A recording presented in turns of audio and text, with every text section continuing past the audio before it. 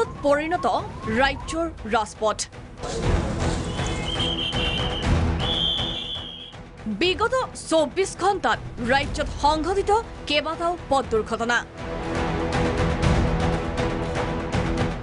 শিৱসাগৰত পুৱতি নিশা নৈশ বাছ দুৰ্ঘটনাগ্ৰস্ত গেমন দলঙৰ সমীপত খাৱৈত বাগৰিল নৈশ বাছ গুৱাহাটীৰ পৰা ডিগবৈ অভিমুখে গৈ থকা অৱস্থাতে দুৰ্ঘটনাগ্ৰস্ত হয় AS01 MC 0917 নম্বৰৰ তনুজ নামৰ নৈশ বাছ নৈশ বাছখনত 25 গৰাকীৰো অধিক যাত্ৰী আছিল খাৱৈত বাগৰি পৰাত আহত হয় মহিলাসহ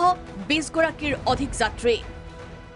আহতসকলৰ 8 গৰাকীক ততাতৈয়াকৈ আৰক্ষীয়ে শিৱসাগৰ অসামৰিক চিকিৎসালয়লৈ ভৰ্তি কৰায় আহত উদেশতা ভৰালী ৰাজশ্ৰী কলিতা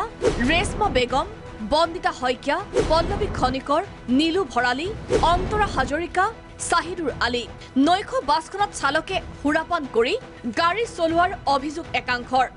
টনুজ গাড়ী এখন মানে টনুজ ট্ৰেভেলৰ গাড়ী নাইট ছুপাৰ মানে গাড়ী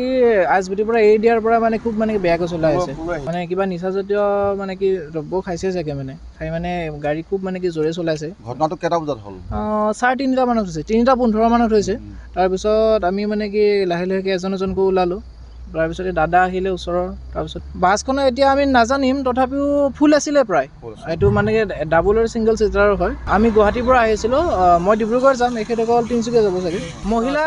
যিকেইটা আছিলে গোটেইকেইটা বেছিকৈ মানে তেওঁলোকৰ মানে আঘাত পালে তেখেতসকলক মানে 108 লৈ ড্ৰাইভাৰটো পলালে কোনোবা এজন দেখা বুলি কৈছে মানে ড্ৰাইভাৰে এনেকৈ পলাই গুচি গ'ল লক্ষণীয় যে বাছ দুৰ্ঘটনাগ্ৰস্ত হোৱাৰ পাছতে পলায়ন চালক হেণ্ডিমেনৰ বৰপেটাৰ হাউলিৰ কালঝাৰাটো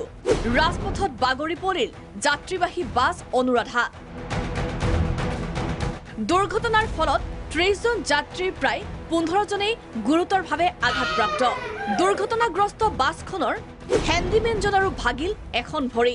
অভাৰটেক কৰিবলৈ গৈ দুৰ্ঘটনাগ্ৰস্ত হয় বাছখন চাপৰৰ মোৱাতাৰীটো অনুৰূপ ঘটনা দুৰ্ঘটনাত নিহত পূৰ্ণ বৰ্মন নামৰ এজন নিয়ন্ত্ৰণ হেৰুৱাই বাগৰি পৰে AS17B 9728 নম্বৰৰ টেম্পো